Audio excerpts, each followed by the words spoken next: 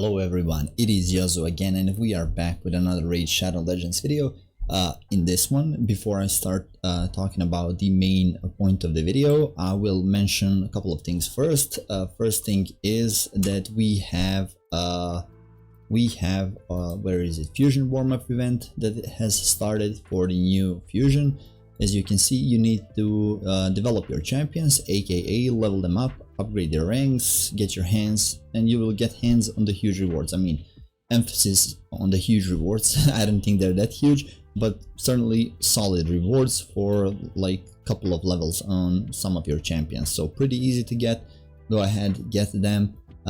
Also, Plarium has announced that tomorrow on the 6th and day after that on the 7th, there will be 10-time chances on a couple of champions. On the 6th, there will be 10-time chances to get Trunda Guild Mallet. Amazing nuker, like one of the strongest hitters in the game, from Ancients and from Sacreds. And day after that, another Dwarf, and that is Acrisia, probably the best PvE champion in the game. So, I mean, if you are not gonna go for the Fusion, you can maybe try to get one of these champions. Pretty hard. Especially since there's so many legendary champions in the game, but I mean, if you have resources at your disposal, go ahead. Next thing I want to talk about is about the new Fusion. I'll pop it right on the screen right now. And yeah, I mean, I have talked about this Fusion. I've said this is one of the weakest Fusions in some time. So I mean, without but I wanna say why is it weak, or not only with this champion. I will try doing this with all other champions that I get, like that are worth mentioning. And that thing is that I'll say where in the game they can be used. So looking at this GREATHOOF Loriaka, her A1 has very few uses. Maybe she can be used in I don't know, let's see, she can maybe be used in Magic Keep in order to steal the shield from the boss, but to be honest, yeah, that wouldn't be a great idea. There's so many better options for that. Now the second ability has a 100% chance of placing a 50% decreased resistance debuff for 2 turns, fills the champion's turn meter for each decrease resist debuff placed by this skill. Okay, so now first off, let's take a look. In the campaign, you won't be using this champion at all. Now in the Iron Twins, for example, again, no need for this champion to be used on any stage of the game, to be honest. Then, I mean, at least for this skill. Okay, let's go ahead, let's see the third skill, and then we'll go over all the places that she can be used.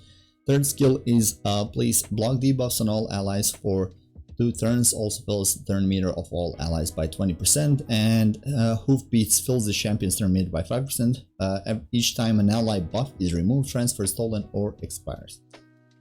Okay, so Iron Twins, no need to use her, to be honest. I'm gonna remove her and go on every part of the of the game where I don't think she can be used. So she cannot be used in Iron Twins. I mean, no need for that. In the Potion Keeps, many better options, and they are like the easiest place in the game to play or farm, so no need for that one. Minotaur, she's not gonna be hitting hard so that you can use her as a farmer. Now, when it comes to Spider, two things that are amazing, against Spider is HP burns in here, and for the hard stages are some powerful nukers. She is none of them, so I would not use her in Spider anywhere. Now for the Fire Knight Castle, her A1 is a double hitter, but that's where the multiple hitting ends with her. She cannot be used in here either. Sand Devil Necropolis. So for the Sand Devil Necropolis, no, she's not providing you with any heals. Decreased resistance is not necessary. She will get a lot of turn meters, but she won't know what to do with with all of those turns, so probably not.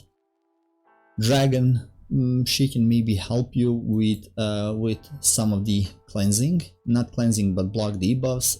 But again, for the dragon, all you need are some poisons and some heavy hitters, or if not that, go for the poisons and protection, nothing else, for both normal and hard stages. And Ice Golem, again, not a place for her to be used. In here you're gonna use, like, again, poisoners and somebody who can, like, get around some of his abilities and help you heal as well, because he hits pretty hard, especially on some later stages. And in the hard, you're also gonna get somebody who is a great healer, and champions that are gonna be burning this boss, because he is not immune to to HP burns. He's immune to poisons. So none of these places, she fits none of these places. Okay, maybe she will fit in the campaign. I mean, she's not gonna fit in campaign. In campaign you need somebody who's gonna be farming super fast. That can be like Queen Eva, that can be like, even your starter is, in my opinion, much better option, because I mean, especially Kale or Elhain. So yeah, so she cannot be used in here. I'm just trying to paint you a realistic picture where can she actually be used or where she cannot. Okay, so for the classic arena, this is maybe the only place that she can be used, not classic arena but PvE altogether. The reason being is that she can throw decreased resistance on the opponents. Wait, I'll show that on the screen. She can throw decreased resistance on the opponents, but in order for her to do that, she has to have like a lot of accuracy. And then you're gonna go ahead and think, why will I build her with a lot of accuracy so that she can place 50% decreased resistance on opponents, when I can actually use those equips and put them on my champion, my like different champion, so that he can have enough accuracy.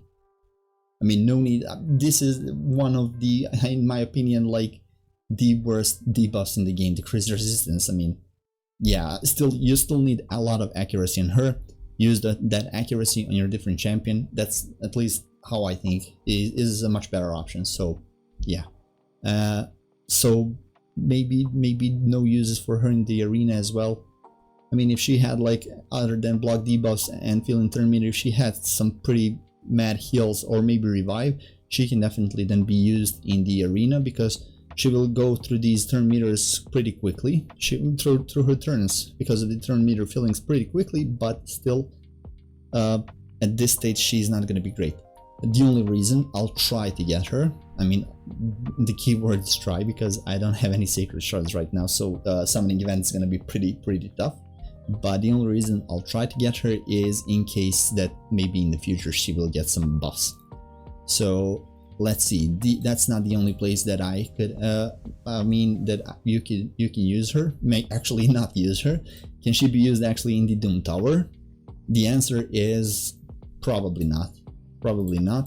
I mean, I go with these teams: poisons, if not poisons, then I go with Seer with explosions.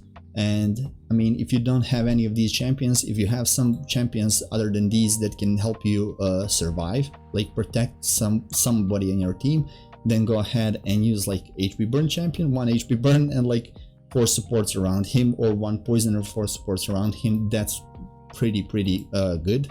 So I mean, I still cannot see her used in here. She has limited uses. And for the clan boss, I mean, no decreased attack, no like some super heavy damages, no anything. Pretty bad fusion in my opinion. I've said it before and I'll say it again. The only reason I'm going for her is for the maybe chance in the future that she's gonna get some buffs, or maybe that A1 is gonna be like AoE A1, and she can actually steal buffs from all enemies, so that would be actually pretty nice. But in this state, she's a pretty bad legendary. Just wanted to say that.